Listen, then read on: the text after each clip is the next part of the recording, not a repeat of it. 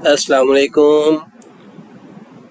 آج کا ہمارا جو ٹاپک ہے وہ مسائل، وظائف اور ان کی تعداد سے متعلق ہے۔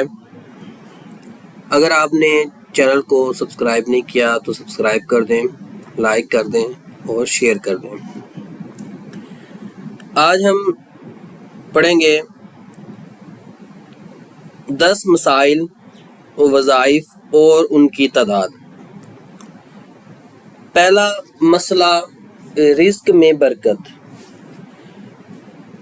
قرض سے نجات، اولاد کی خواہش، بیماری، پریشانی، غم اور بے چینی، گناہوں کی معافی، گھر میں برکت، نظر بد، ہر کام میں آسانی۔ یہ وہ مسائل ہیں جو کہ ہماری زندگی میں آتے جاتے رہتے ہیں، اور ان مسائل کو ہم کس طریقے سے اپنی زندگی سے ختم کر رہے ہیں، اس کے لیے دعا، اس کی تعداد اور اس کا فائدہ کیا ہے وہ دیکھتے ہیں۔ سب سے پہلے رزق میں برکت۔ رزق میں برکت کے لیے یہ دعا لکھی ہوئی ہے۔ اس دعا کو آپ نے 100 مرتبہ روزانہ پڑھنا ہے۔ اس کا فائدہ کیا ہے؟ رزق میں کشادگی اور برکت ہوتی ہے۔ دوسرا مسئلہ قرض سے نجات۔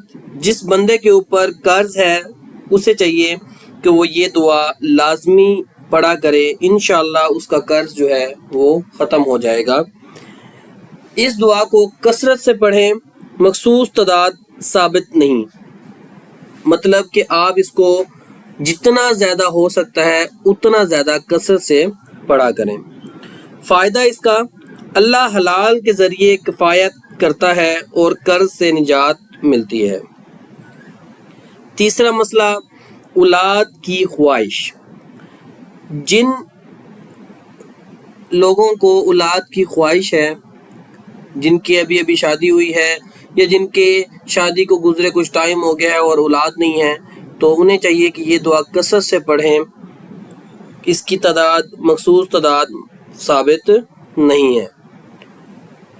اللہ نیک اولاد عطا فرماتا ہے۔ بیماری کی حالت میں یہ دعا لازمی پڑھنی چاہیے۔ اس کی تعداد، مریض پر دعا کریں کثرت سے۔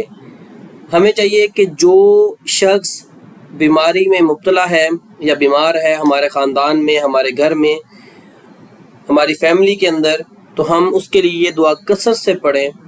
اس کا فائدہ، اللہ بیماری دور کرتا ہے اور شفا عطا فرماتا ہے۔ پانچواں مسئلہ پریشانی۔